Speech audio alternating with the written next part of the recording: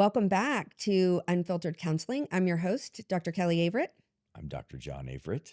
And we're glad you're here. We're talking about, we spent last episode talking about ketamine. We're going to kind of continue that conversation and really talk about the neuroplastic window and why that is such a powerful, it's really the powerhouse behind this work, I would say. Absolutely. Absolutely. But before we do that, hunt the good stuff. What's your something good? Something good that happened this week for both of us, but I'm going to steal it. Is we got to sit down and have lunch with our brother-in-law, Rusty. We did. Haven't seen Rusty in a long time. Rusty travels a lot for his job. He's a general contractor, does really, really big projects. Just bought a farm. He and my sister bought a horse farm in Kentucky. Mm-hmm. And so he's been bouncing back and forth between the old house in Kansas, the new house in Kentucky, working in Texas, and just driving all over the place. It's true. And it was great to sit down and catch up with him. He went through some really bad health stuff, which we had to get on his ass a little bit about keeping that shit private. But he came through it on the other end, healthy, absolutely, and happy, and we love him, and it was great to visit with him. And it's always great to visit with him. He's Uncle a great Rusty, guy. The boy's guy. Uncle Rusty from Boston. He's Italian from Boston, so the accent and everything comes with him. It's real. It's real. It is a real thing. But he's a great cook also, and it's important to me because it's like picking up, it's like we never left. I know, it's Rusty nice. always makes you feel like that you've seen him every day of your life. 100%. And so and we got to cook for him. And you always say, when you love if I love somebody, I cook them good food. Good food. Yeah, so absolutely. That was great. That was my hunt the good stuff this week. Okay, so mine, I think, was I got a very nice compliment. I teach at Tech, and I actually had students. I got some feedback, and they really like the way that class goes. And I guess my good thing was I get angsty about, like, God, I don't really have time for this, and I have a lot of jobs, a lot of irons in the fire, and maybe I need to, put that down. But then I get sucked back in because I get paused, and I'm like, okay, I'll keep doing that. So anyway, that was my good thing. It was positive. Yeah, you're a teacher at heart, so I always know that it may feel like a lot for you, but then when you get to do, I get busy in it. Well, when you're in it and you're teaching, the tone of your voice changes. You get excited. I do get excited. And I know they pick up on that. So it was nice to hear the feedback, though. Yeah. Because it's at the end of the day. They've all been working, right? Yeah, and so it's like. So have you. Long day. Yeah. And they're like, you still engage us, even though it's the end of the day and we're all tired. Yeah. All of you are in public education. So it doesn't matter what the hell happened that day, what chaos ensued. You all have to now switch hats and be in class. And you have to deliver as their instructor. I do. Yeah. Well, I try. I just ask good questions. Well, that's it. That's a trick of the trade, it right? Is. Just get them to talk. Yeah. So let's talk about the neuroplastic window and how ketamine it's my favorite window. I know it is your favorite window. Yeah. And how ketamine really brings down the default mode network, because that's the sweet spot. Yeah. So So again, delivery method of ketamine in all psychedelics, but the way we're talking about ketamine specifically is, at the beginning, before you even dose, you want to establish a gentle intention, a gentle compass direction. Why are you here? What are you trying to accomplish? What are you curious about? I think that's a really important concept, the curiosity. Then you take the ketamine, the way we do it, under the tongue, dissolves. You go on what we call the flight. That flight is that psychedelic journey into whatever is going to get revealed. That flight, anywhere 20, 30, 45 minutes, maybe longer for some people, and you come down from flight, and now your neurons are firing. Ketamine, one of the things that it does, excites the production of the go neurotransmitter called glutamate. That is what is present when we're building neural pathways. The neurons, because you've experienced trauma, anxiety, stress, high cortisol levels, whatever, the neurons are damaged. They are atrophied. They are shrinking. They're not communicating. You are not firing on all cylinders anymore. Glutamate wakes those up, and now you're in your neuroplastic window. So what we're trying to accomplish in the neuroplastic window is attacking your default mode network. So if that default yeah, mode network is a caliche road yes, that has been washed out and has deep grooves and is almost impassable, right? You need four-wheel drive. Okay, I'm from West Texas. You know this yes. analogy. You city boy may not. I'm a city boy. It took me a minute. You didn't know what caliche was at first, but now you No, do. now I do, yes. Because of me. But anyway, so you've got Correct. this it's rough. You need four-wheel drive. Ketamine comes in basically and is the road maintainer. Yeah. And it just smooths the caliche roads that you can. That's right. Makes the pathway passable. That's makes right. it passable That's again. a great analogy because it makes the pathway passable. Okay. Now, that default mode network in your analogy are those grooves, those ruts, right? Right. And you have to stick to, that's the way you have to drive that road when it's that bad. Your default mode network is the way you respond to certain things. Automatically, right? Automatically. It's an automatic response. Yeah, counterproductive thought patterns. So analogy that I like to give new people, new clients is, you're driving to work and someone cuts you off on the highway. You got to slam your brakes. You got to veer off the road. And your heat of the moment thought is, you son of a bitch, you tried to kill me. Like we all have that road rage default, right? If you default to road rage, that's your default mode network when you're driving. Right. That thought, that counterproductive pattern, that default mode drives the emotion of anger.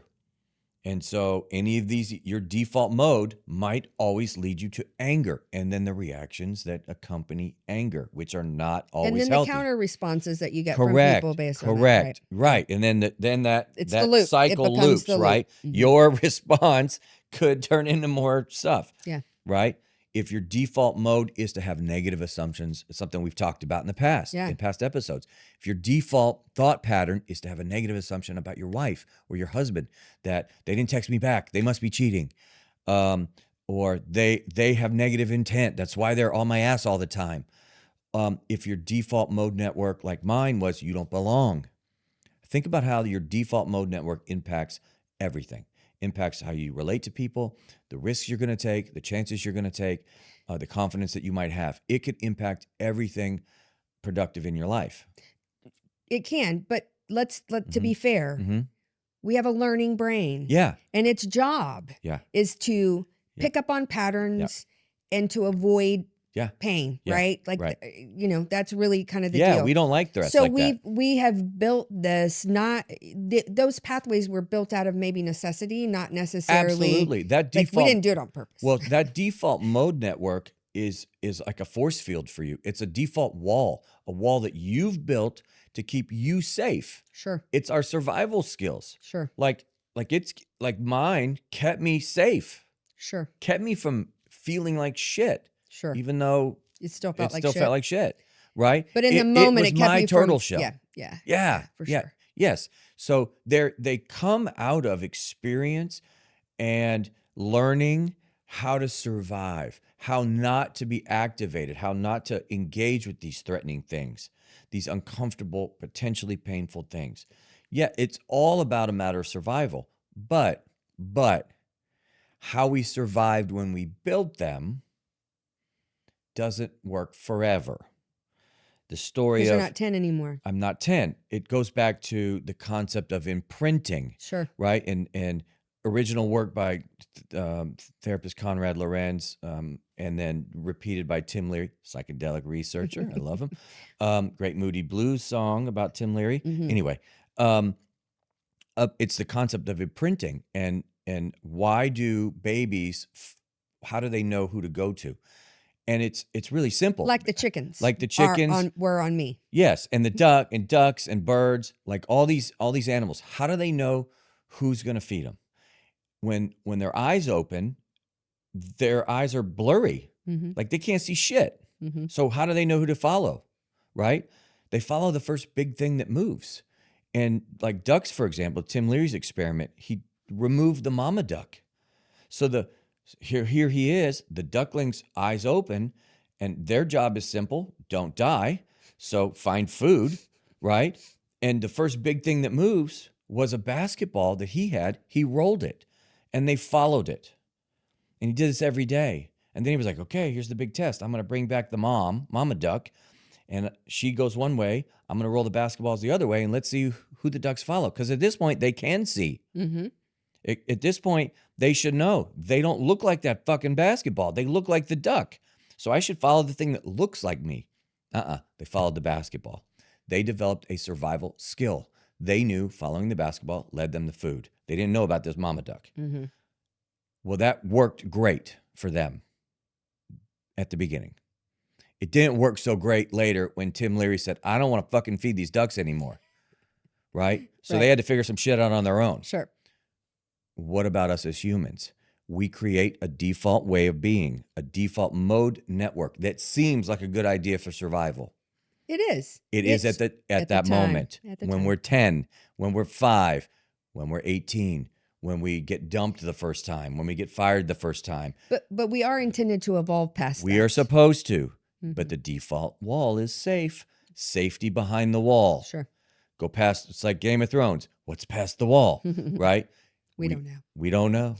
We found out the hard way, We did. right? But that wall is safe, and we develop it for safety. It's for good reasons. Ketamine helps you slam that wall down, separates you, and that's the neuroplastic window where you can develop a new pathway and doing things. It really lets responding to you. things. It really lets you. Like I think about anger, or it really lets you take the breath. Absolutely, It that gives breath you- is so important. It lets you Yeah. take that, like the Yeah. space and time, and you Right. actually feel. So let's say your default mode network or your response was going to be to withdraw. Ooh, I'm uncomfortable. Yeah. It's a room Yeah. of 400 people. I'm Right. uncomfortable. I'm just gonna. Right. I'll just sink right over here. It might make you bring that down, and you won't. It takes that anxiety out of that. Yes. To where you would feel comfortable to maybe go speak Absolutely. to somebody. Absolutely. Or that's kind of the, It's not going to change the people around you. no. It's going to change you around them, right? Fears that you may have about a speaking engagement, fears about a social situation like you're referencing, fear about a relationship, fear about what's the unknown in your life, Or fear that you're going to get shot at. the memories, or yes, blown up, yes, or whatever. right, Yeah. right. When we're working with soldiers. Veterans. Yeah, veterans. Like separating that pain, you from that pain. So now, oh, look how far away that trauma is from me now, Right. right? That neuroplastic window can develop, can help you develop a new way of thinking. You have to develop it. You have to decide what is the way you want to think. How do you want to be different? But that's what the neuroplastic window, or often called the critical window, the critical learning window. It's like critical learning windows with babies when they have a critical learning window for learning a language. It's not when they're 35, it's when they're 5. Right. It's learning, an instrument is much easier when you're younger than when you're older, For sure. right? Critical learning window. And this process can help the window open. So, how do you, during those integration sessions, are you hyper cognizant of that and you're openly talking about that? Or is that a focus of the integration, or? It's my goal. Excuse me. It's my goal. We're also wondering what was revealed in the flight. Okay. We're wondering, did the flight respond to the original intention? And how are we now going to access this intention? How are we, you the client, you the patient, and me, your therapist, going to help you access it? But how do we access what you're hoping for? So If you want a different response style, if you want a different response style to anger and that driving analogy, or with a spouse, how are you going to access it? What are you going to do? Yeah. So I guess my question is more about how. Because we know what you pay attention to is what you're going to become. Correct. Like that really mentally, that's what happens. So I guess, talk about the importance Mhm. of what people do during that neuroplastic window Mhm. so that they're set up for success. Because Yeah. if you're in that neuroplastic window and you do negative things, Right. you're Right. going to imprint the wrong things, Yeah. right? Yeah. It's Like, absolutely. right? Well, So I think you're missing. you're You would mi- at least you're miss a missing tremendous opportunity. opportunity. Yeah. Okay. So Absolutely. it's not bad necessarily. It's just you're not Yeah. going to get the Yeah. most out of it. So developing new strategies, journaling is really important. To Hunting the good stuff. hunt the good stuff is a great example. That's why we do it at the beginning of every episode. And it's you can rewire your brain to be more optimistic, to think more positively, To have positive assumptions. have positive assumptions about people. If you're in marital distress and you decide I'm going to try ketamine, again, ketamine is not going to fix your spouse, but in the neuroplastic window, you can now journal, you can chart, you can have You can a respond breath to that you talked the breath about, and that respond breath. differently. Like, hey, I'm going to try having a positive assumption. One great strategy to think about when you're in this neuroplastic window, if you're in marital distress, is instead of looking at your spouse and thinking, oh my God, all the things they've done wrong, all the things they're hurting me with, they're pissing me off, they're whatever. How about you change the lens and look through the lens of appreciation for once, right? Like, look at your spouse and go, Wait a minute, you felt really some no, I just do a lot of attack there. No, I did. Oh, okay. No. I do a lot of marital no. counseling, right? I know, and, it's true. And often people are looking through what we call sniper vision, ready Yeah. to assassinate their spouse for all Right. the bad shit they do, right? Instead of, hey, why don't I look through the lens of appreciation and remind myself why I want more of that person, why I Sure. actually want to be around them. What's the one thing I appreciate the most about that person? That changes your perspective, and you can wire yourself to do that more often Yeah. in the neuroplastic window. Yeah. Develop new strategies in your neuroplastic window. Promise yourself that if anger is your go-to, That right, you're going to pause. that you're going to take a breath. You're going to take a tactical pause. If stimulus response happens for you all the time, how about you separate your fucking hands and have a tactical pause? Yeah. Until you speak. Pretty important. You can do that during the neuroplastic window, and guess what? Because the critical window is open and the neurons are ready to be wired for the superhighway of behavior change, fucking change it. So you're building new pathways. So you're building new habits. That's right. You're smoothing out the caliche road. You are, so you can drive. That's right. That's right. Okay. Wow. It's a lot. It's a lot. Can be done. That's why it's so powerful, and I get so passionate about it. I've seen. But I some good understand a stuff. little better about why it is why that piece is so important. Yeah. Because if you're going, not that I'm criticizing IV clinics or anything Right. like that, but the goal, the great piece or the Yeah. pivotal piece of all of this is the opportunity that you just talked about when your critical period is open Right. and you are integrating and Yeah. aware and Yeah. open to doing things a little bit differently. I agreed. Look, there are a lot of clinics that understand the importance and the power of psychedelics, of ketamine specifically, because it's available to others. It can be prescribed now. We are all in a psychedelic revolution. Even though psychedelics have been around a long time, and there's a lot of great researchers, there's a lot of great resources, there's a lot of great conferences you can go to, and you can hear from people that have been studying this and preaching about this for decades, their entire lives. But we are in a psychedelic resurgence revolution where we're done. I think we're finally to the point where people are done relying on pharmacology to just feel and okay and whatever. Sure. We're done with that shit, and we're ready for something that'll work. And so And, you're getting more this of a long resurgent. term, Yes. like to be done Yes. and really be done, Right. as opposed to Right. I feel a little better and then I I don't want people to feel a little better. I want them, like we said last episode, I want them to live 10 out of 10 lives. I want them to be the versions that they want to be, to paint the canvas that they want to live in, not the one they want to admire, but the one they want to live in. Neuroplasticity can help you get there, but it's important to understand when you're searching for this, to find a therapist or find a facilitator that can take advantage of it from start to finish. Don't dose on a Friday and then hope to get on a therapist's calendar a month from now if they're full. Right. Not you better understand that you have to do some individual work in your neuroplastic window. Yeah. You don't always need that if you are fully immersed into this world and understand what intention work and integration work is. You can do that on your own. It's more helpful to have someone collaborate with you so that you can see other perspectives in this window.